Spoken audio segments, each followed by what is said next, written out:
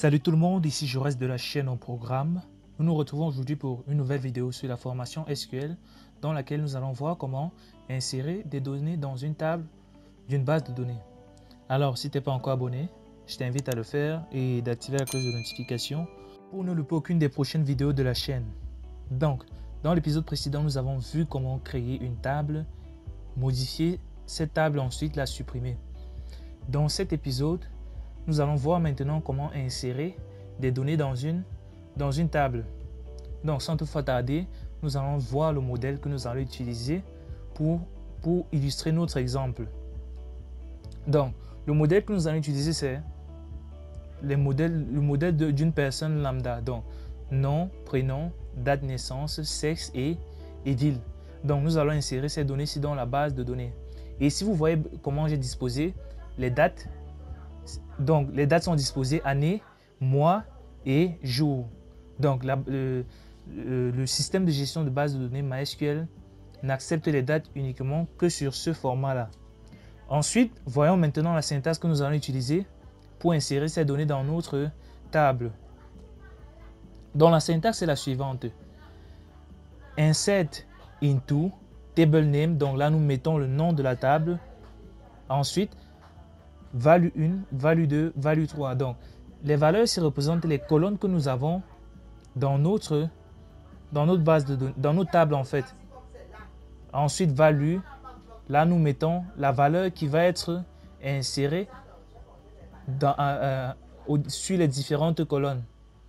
Donc, une fois cette syntaxe faite, allons maintenant à la pratique et voir comment tout cela fonctionne. Donc, revenu sur notre terminal, rappelons-nous que la fois dernière, nous avons créé notre base de données tuto. Donc, nous allons créer maintenant dans tuto. Donc, pour utiliser une base de données, comme nous l'avons dit depuis le début, c'est use tuto. Et ensuite, point virgule, nous cliquons pour exécuter la ligne. Une fois sur tuto, nous pouvons faire show table avec S bien évidemment, point virgule. Là, nous voyons qu'il n'y a aucune table. Donc, nous créons donc une nouvelle table qu'à la fois dernière nous avons supprimé cela. Donc, create table. On va les appeler person. Donc, create table if not exist person. Maintenant, une personne est constituée de quoi? D'un nom, d'un prénom, donc nom de type varchar. Nous mettons à 20 la taille. Not nul. Non nul, pourquoi? Car un nom ne peut être, un utilisateur doit obligatoirement avoir un nom. Ensuite, nous avons prénom du même type varchar. Il peut être nul. Un utilisateur peut n'avoir que de nom, mais pas de prénom. Donc, c'est possible. Donc, là, nous mettons nul. Ensuite, nom, prénom, date de naissance. De type date. Bien évidemment, nous pouvons mettre nul. Après la date de naissance, nous avons maintenant la ville. Donc, sur la ville, nous mettons de type varchar 20, nul évidemment. Ensuite, comme je l'ai dit, engine, si nous voulons que notre base de données prenne des caractères accentués, il est souvent bien de mettre cette partie-ci. Donc, InnoDB d'abord, c'est pour la transaction. Ensuite, char7. Donc, cette ligne-ci maintenant va permettre à notre table de prendre les caractères accentués. Donc, UTF-8. Nous mettons le point virgule et nous cliquons pour la création. Donc, regardons ce qui... Ah, là, nous avons mis une virgule. Donc, effaçons la virgule, car la dernière colonne ne doit pas avoir une virgule tout juste après. Ensuite, nous cliquons. C'est UTF-8 et non UFT-8. Donc, UTF-8. Là, nous cliquons sur la création.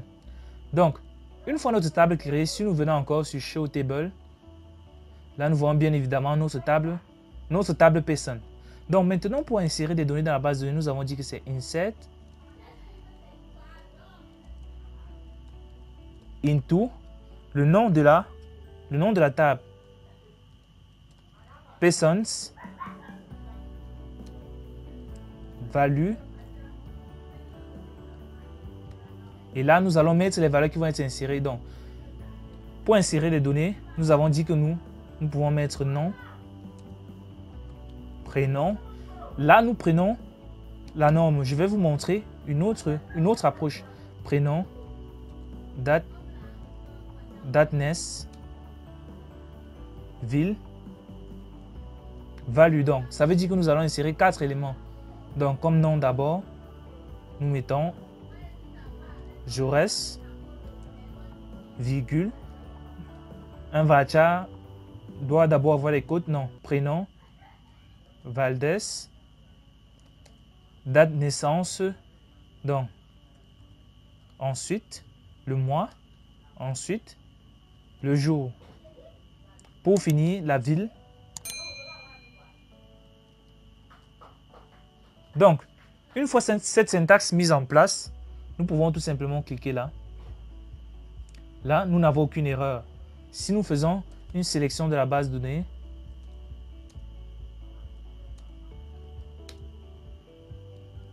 donc select étoile forme, person,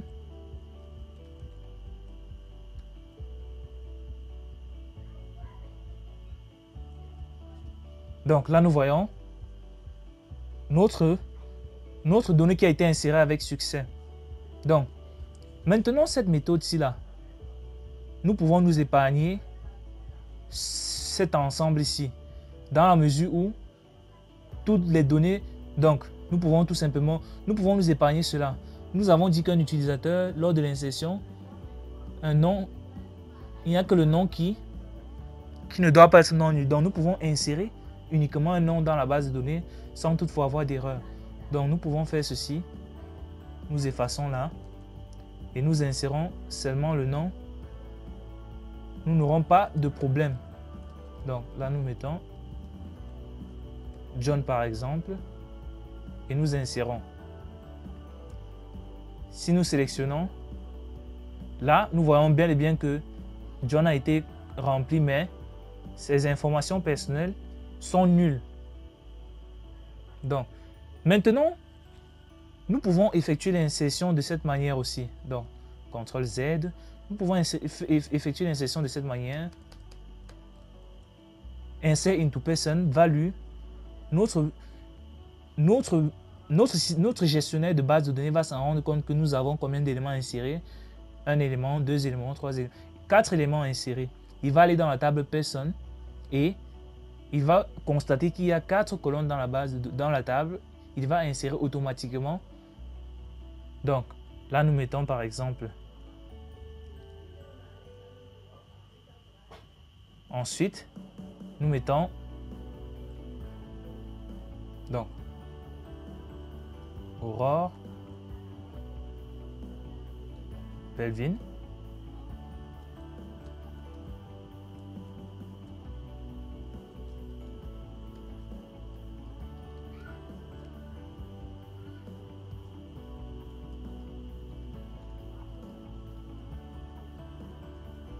donc nous mettons la ville. Donc si nous cliquons là, l'insertion va toujours fonctionner. Là nous voyons bel et bien que notre donnée a été insérée avec succès. Donc nous avons oublié un petit truc lors de la création de notre base de données. Ce n'est pas grave, nous avons vu comment modifier une base de données. Donc alter table, persons, change. Donc nous allons plutôt ajouter, car Une personne a bien évidemment un sexe, donc nous allons faire add sexe de type enum. J'avais dit que le type enum permettait de regrouper un ensemble de valeurs. Donc, enum regroupe quoi? Nous allons dire masculin, féminin. Donc là, c'est le sexe. Donc, et nous mettons une valeur par défaut. Défaut nul. Nous mettons le point virgule. Nous cliquons là. Là, notre table a été altérée. Donc, si je fais à nouveau un select étoile from person, là, nous voyons bien que le sexe a été ajouté avec la valeur nulle. Donc, ajoutons maintenant l'ensemble des autres valeurs, donc c'est-à-dire des autres utilisateurs. Donc, il y a une méthode pour ajouter tout cela sans toutefois avoir besoin de réécrire insert into. Donc, nous mettons d'abord l'utilisateur.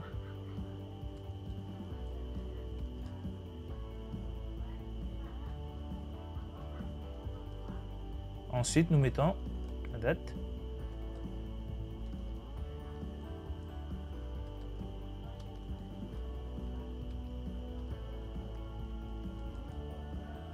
Donc, pour faire le remplissage, nous copions cette partie-ci. Voilà. Notre système de gestion de base de données nous facilite déjà les choses. Comme j'ai dit dans les épisodes précédents, si nous allons à la ligne, sans avoir mis le point virgule, ça veut dire que la requête continue tout juste en bas. Donc, j'ai insert into, person, value, j'ai mis cet utilisateur. Ensuite, je mets une virgule, je mets la deuxième valeur. Voilà, je change tout juste le nom.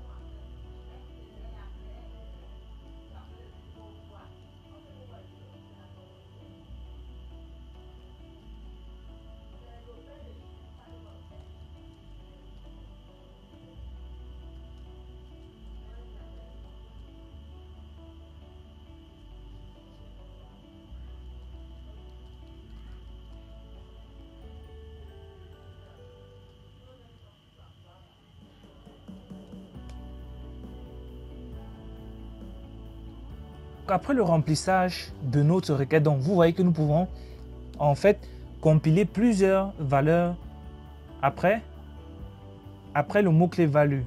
Donc bien évidemment, retenez que lorsque nous sommes sur enum, si nous mettons une valeur autre que M et F, l'insertion va échouer. Donc après avoir fait cela, bien évidemment, nous clôturons notre requête par un point virgule et nous cliquons là.